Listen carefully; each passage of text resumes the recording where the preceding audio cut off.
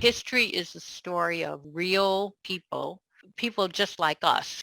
And we have to know where we came from in order to understand where we are and where we want to go.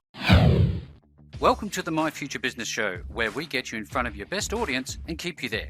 Not only are we interviewing the biggest names in business to help you become even more successful, we're inviting you to book your spot on the show to help you grow your business. So at the end of the call, make sure you fill in the interview application form at myfuturebusiness.com/interviews. Hello, and welcome back to the My Future Business Show. My name is Rick. I am your host. This is the My Future Business Show, the show that gets you in front of your best audience and keeps you there. Now, thank you for all of your support. And if you're new to the show, welcome. You are in for a treat, just like today, because we're on the line with the wonderful Barbara Ann Mojica. Welcome to the show, Barbara.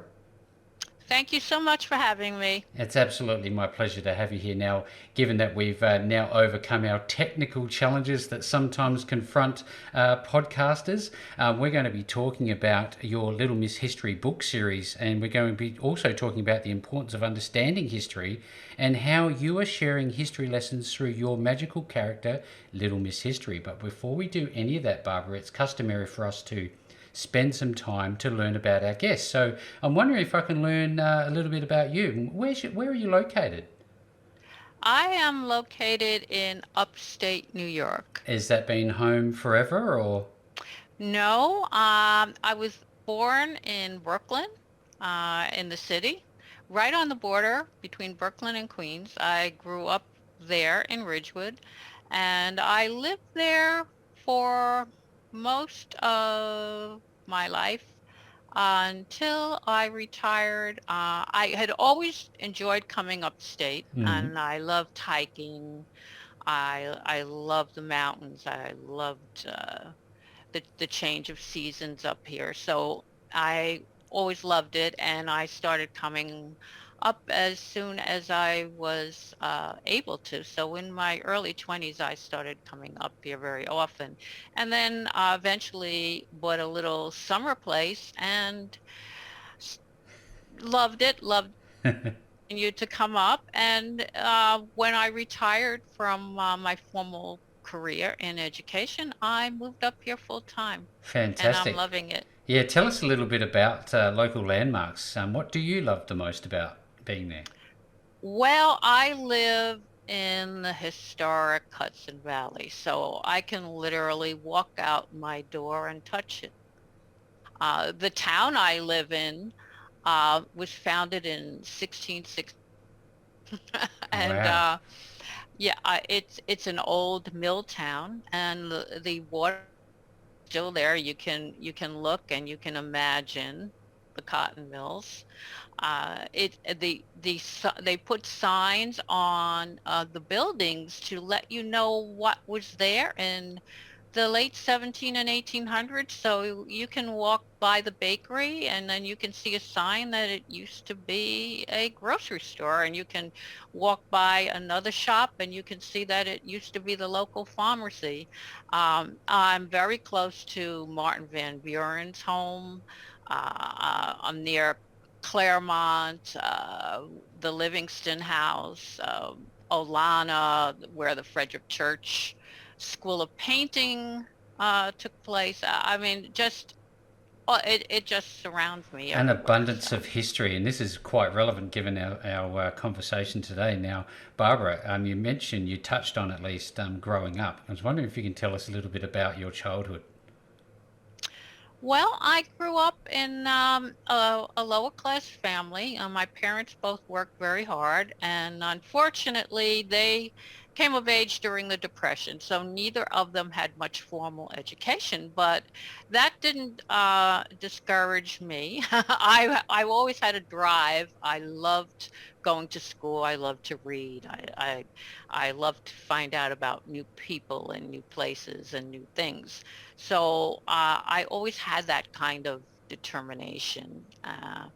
So when I went to school, I fell in love with history again because it was about new people, new places, all kinds of events that I could only imagine. And I was encouraged to continue in that because I had a couple of really great teachers who were role models and inspirations. But my parents really couldn't afford to send me to college, so I had to work hard on that. Luckily, during the time when I became eligible for college in New York City, they still had a merit system, and they had a whole city university system that was based on working hard to get in. So I was able to get in because I studied hard and I had good grades, and I I wound up achieving my dream, and I You've done just kept. exceptionally, yeah. You've done exceptionally well for yourself, and we're going to talk about all of your acknowledgements and awards, which you have a lot of them. It's really quite a fantastic list there. You touched on role models, Barbara. I'm wondering if we can go back a bit and talk about mentors and role models and how important they've been in your formative years. Well, they were very important. As I said, my parents encouraged me. I had an uncle who was also my godfather, and he helped actually pay for my high school educations, and I went to a private school, and the plan was for me to have a skill that I could use to get a good job when I graduated, and I went to a school that taught business skills, and I learned all kinds of secretarial skills. But one of my teachers said, Barbara, you really ought to think about going to college. And that was the first time it had, really entered my mind. And she put the bug in my head, and I switched to take enough academic courses that would qualify me for college. And off I went. I was able to gain entrance into my top choice college, and I got in, and I just kept Keep going. working, and I went to summer school. I took all kinds of courses in my interest, and I wound up graduating in 3 years. And then another mentor, one of the teachers that I met while taking summer courses in history, uh, unbeknownst to me, put my name in for a scholarship for graduate school. Wow. And I got that, and that enabled me to go full time to graduate school. And I was a graduate assistant, so I had a small uh, pittance to keep tide me over to buy my books and so on. And I finished graduate school. So You know what? then You epitomise the early adoption of the challenge and the dream, and just that, I guess, that stick with itness, if you like, just to see it through. How important do you think that is for people who are somewhat disadvantaged at the start right now? What would you tell them? well, I think if you have a dream, you can pursue it, no matter how unapproachable or how far in the distance that might seem. If you take it step by step, and you put your nose to the ground, you can do it. You can You can get achieve there. almost anything. You know, Barbara, life is not a dress rehearsal. I'm wondering at the end of days for you, what do you think your legacy is going to be? Well, I hope that I'll be remembered as someone who always wanted to learn, who never stopped being curious, and who took from others the best of what they could offer, and tried then to take it in turn and then pay it back, pay it forward, Yeah, share it with others. that's So wonderful. I think you just have to keep, every day is a new day. It's a new experience. And whether you're 6 or you're 86, you can always find another opportunity to learn, and another opportunity to help somebody else with what you've Absolutely, learned. absolutely. You talked about your love of reading from an early age. Now, I always think about, other types of hobbies. Did you ever have any other types of hobbies? Do you like getting out in nature? What's your thing? What do you like to do? I love getting out. I love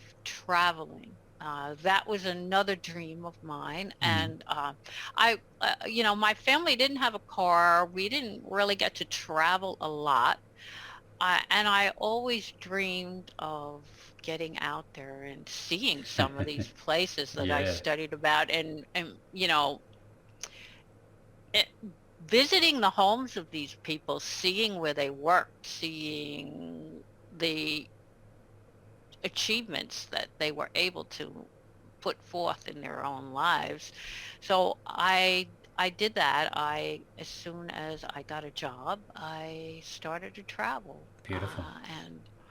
and I've been to mm, Lots of more places. than more than 25 Oh, countries wow.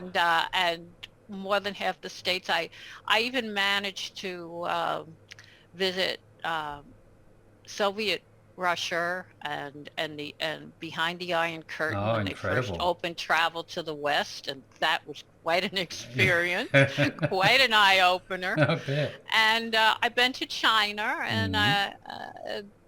that was another Experience. quite another experience. But I've never ever would have dreamt of doing that as a child. But as again, as I said, if you are determined enough, you can do it. You know what? I think, given the nature of your background and your authorship and the books you actually write on history, how important was it retrospectively for you to have travelled personally to these places? And how has it contributed to your work? Well, it's contributed to my love of sharing these places because I think that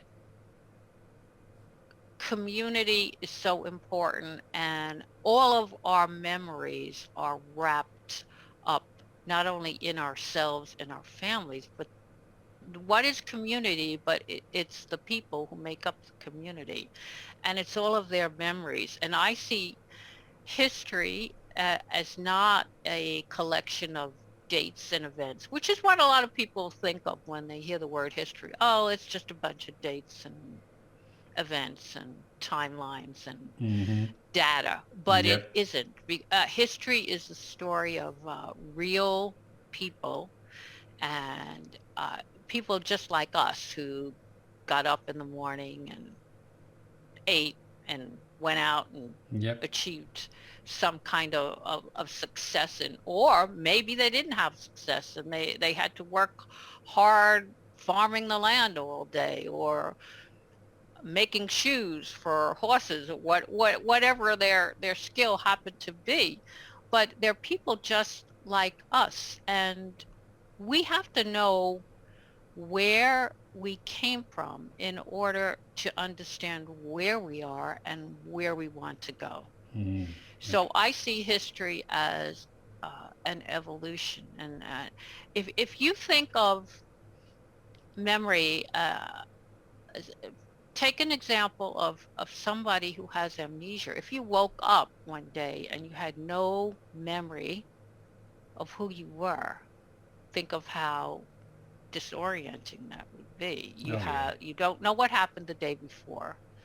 You don't know where you are today, and you don't know where you're going to be in the future. And uh, that's how I see history and why I feel it's so important because when you're born, you become in effect a character in history, and you're born right in the middle of something. Mm. You know that there have been people before you, and you know that there will be people after you, and children are curious about, who am I? How do I fit in? And families, I think, have an obligation to teach that to their children. And I've written a few articles about how parents can do that. You know, they should encourage memory in their children. They should encourage children to ask, even though children ask a lot of questions. Okay, sometimes we as parents get annoyed that they ask too many questions. Oh yeah. You know, why, who, why, what? Daddy, But these daddy. are the questions. These are the questions that history answers. Oh yes. And if you want to understand history, you have to teach children about their own memories. So that starts in the home. Encourage them to ask, well, how did my grandparents live? What kind of house did they live in? What did they do? Uh, what was it like 20 years ago? What was it like 100 years ago? Let them walk around the community. Show them places in the community. Oh, and I think two magic words that you can teach children are, I wonder. I wonder, You daddy. know, I'm I curious. wonder. I wonder who lived here. I wonder what they did. I What did this used wonder to be? exactly. Yeah, I wonder. I had a question come up for you if you don't mind. I seem to think that documentaries, especially ones that are well made, like TV documentaries by say the likes of Sir Richard Attenborough, have some great deal of value. Do you find that there's some value in documentaries on history and environment? Oh, yes, definitely. I think children, especially today, children are so used to having video and wanting to see events in action rather than Mm-hmm. just reading about them. Mm-hmm. And I find that very effective. And of course, when you teach history, there you have to go back to the original sources, and showing that is just as important as the actual the process. It So shows the outcome. Yeah. if children need to know what, first of all, they need to have to learn how to focus. And today it's very difficult for children to focus because they have so many distractions that we didn't have growing up. Mm. They have the social media, and they have a lot of difficulty distinguishing between what is actual fact and what is opinion, and how can we learn what is true and not true, because there's so much pressure to fit in. There's so much pressure to go along with the popular opinion, and Mm. critical thinking skills are so important to succeed in any endeavor in life. I mean, Absolutely. when you have to focus on a problem, you have to be able to analyze what is going on. You have to be able to infer and see that there are many interpretations of what goes on. Mm-hmm. You have to see how it is connected to other events that are going on and how they're influenced by other people while the event is, and how it's communicated, because the way we communicate today, of course, is very different from the way we communicated 100 years Absolutely. ago. Yeah. So today we have instant communication. We have access to thousands of sources. Okay, back 50 years ago, you had to go to the library and you had to take the books out and you had to physically go to each book and look at the documents, do the readings, and then you had to write down what you learned. And after that, you had to put your notes together. And then after that, you might have to type your notes Goodness me. to make a paper. Oh yeah. Now, all of that is done in one step. You go to the internet, you punch in the question, Or you can you just can say get it nowadays. yeah, or say it. You can get all of the information at your fingertips. But that's sometimes information overload Oh because, yeah. again, there's a lack of focus. The children are overwhelmed with so much information. And then sometimes they pick and choose. They Yeah, don't take the time to analyze, and they don't take the time to see that there is more than one conclusion. Okay. They absolutely. just say, "Oh, well, I found this information and everybody seems to agree with me, so okay, We're going to this go with this that. must be the answer." Yeah, absolutely. I just want to, for context, share with people you've got more than 2 dozen awards. I'm going to run through the ones that I think stand out for me: the BRAG medallions, International Book Excellence Awards, International Readers' Favourite Awards, Eric Hoffer Independence Author Network Awards, and so many more. We're going to really touch base on what that means and how they come about momentarily. But one of the things I really enjoy is a good book that tells me a great story. How important are stories in your book series? Very important. That's the way children loved.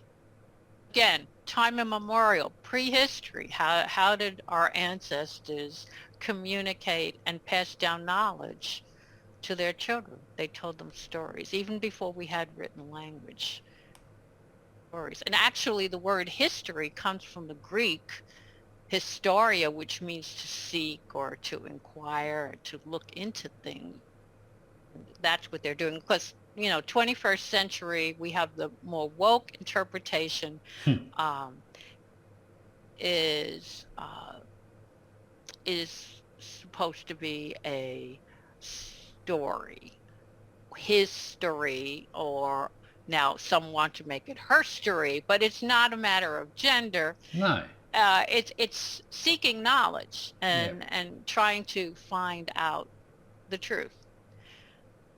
So tell me a little bit about this amazing artwork. We can see in your background the word history in burnt orange or whatever type of orange that is. Who does this Mhm. wonderful artwork for you? Well, the artwork is done by my illustrator, who is also my wonderful husband. Oh, beautiful! my, Congratulations, my well done. husband, my husband has been drawing since the age of 5, and he also loves storytelling. And Very talented. he does comics. He has done children's books. He writes science fiction, so we share a lot of mutual interests. He is a wonderful artist, and when I decided I wanted to combine my two passions of history and teaching, when I quote retired, I never really wanted to retire. No. So I wanted to continue working with children, and I said, well, I think I'll write books for children. And he said, well, why don't you create a character to kind of narrate and tell the stories? So that's what we did. And he created this cartoon-like character who is based on a lot of me. Uh, Little Miss History, and she wears kind of a camping outfit, so she's kind of, reminiscent of my hiking days. Out and about. And I used to wear pigtails like she does. Has two pigtails, and she's kind of like a teenager Mm. figure. She wears rose-colored glasses, and that's in memory of I used to have big sunglasses, and I try to look on the optimistic side of things. So the rose color, I always understand. looking Yep. at the optimistic viewpoint. And the hiking boots, well, they're hiking boots, but they're also exaggerated, and uh, they're oversized and they're big, and they're in memory of my father's big feet. That's Oh, I don't wonderful. really know how that got in there, but she's kind of a composite of my life. So that's Little Miss History, and she narrates the adventures. So she encourages her readers and her readers' families and teachers to go along the journey and to, if possible, one day visit. And a lot of my fans are families who actually read the books in preparation for going on a trip to one Oh, of wow. these historical sites. Well, you So, talk about historical sites. I think your first one was Little Miss History Visits Grand Canyon. Is that correct? Mount Rushmore. Mount Mount Rushmore. Rushmore. Okay. Tell us a little bit Mount about that Rushmore. first book. Well, the first book, and again, Little Miss History has evolved a little bit since the first book. The first book, Mount Rushmore, uh, took an iconic site, and it combines history about four different presidents, and it also encompasses the outdoors. Uh, so we talk a little bit about that. And then I always include in my books l- little known facts and information. So I talk about the secret room behind the heads at Mount Rushmore, Oh. what is in that secret room. And I also talk about the Crazy Horse Memorial, because right next to Mount Rushmore, you have the memorial to the Lakota Sioux, a tribal leader, Uh-huh. Crazy Horse. And the Native Americans are building a monument to Crazy Horse. And it's actually going to be much bigger than Mount Rushmore when Oh, it's really? finished. That's Yes, it will incredible. be. But they are doing it all with their own funds. They don't have any government funding. They do not take government funding. Mm-hmm. And it's a ongoing project that is still years in the making. But I asked the children, well, what do they think about this? Talk about human rights and the United Nations, and I bring in all kinds of issues that they may not have thought about, and I always ask them questions. So, do you think we should one monument, two monuments? Maybe we should honor the monuments of schools. And when I do classroom visits, I always bring along discussion questions and activities for them to,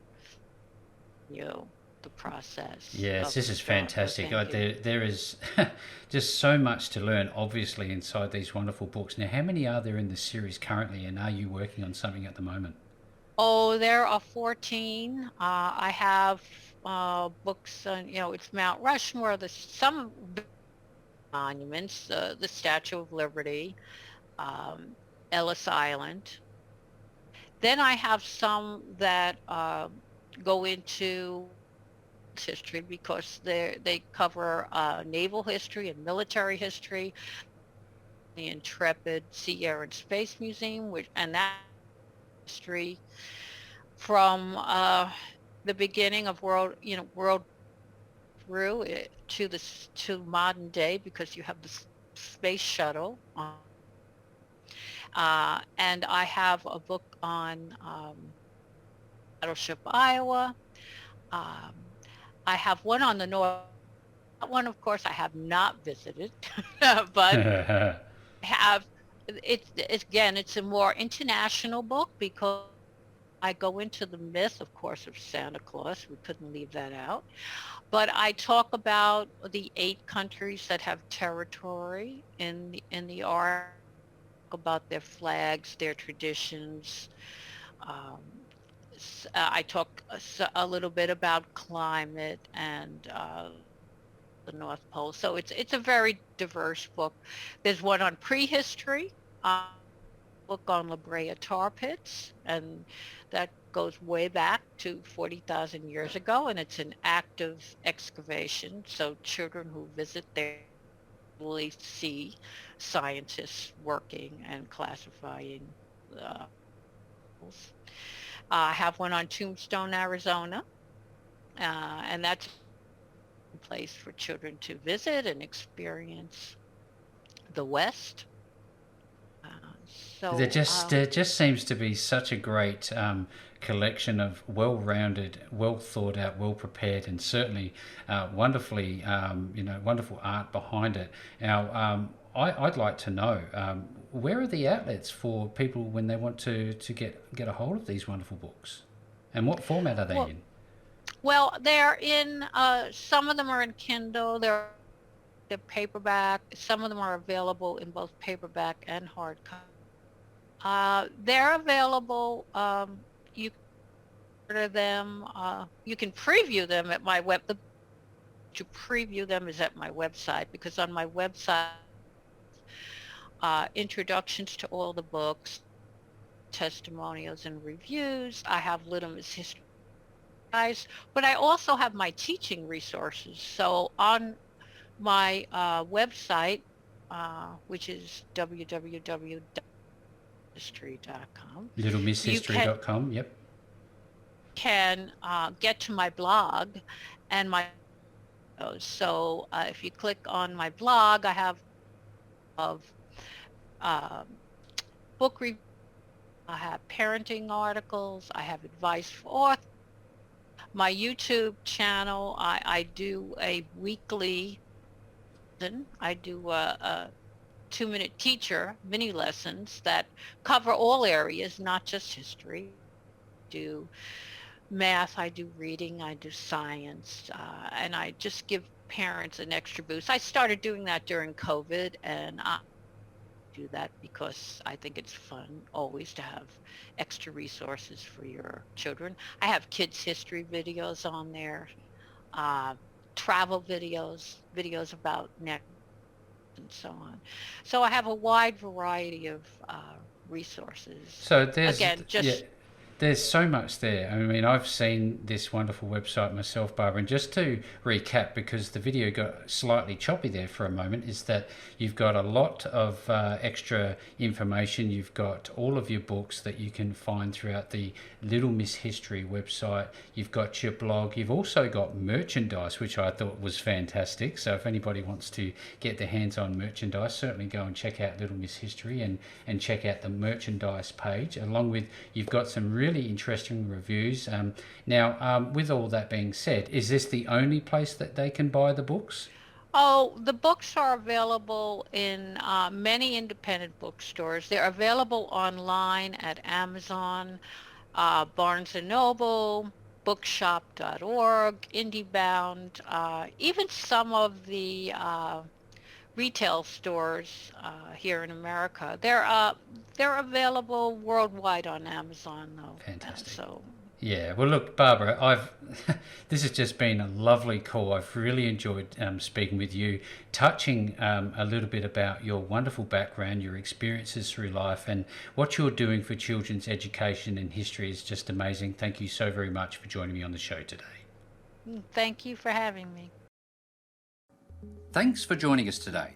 If you enjoyed the call, then make sure to subscribe, leave a comment, share us with your friends, and book your spot on the show at myfuturebusiness.com/interviews.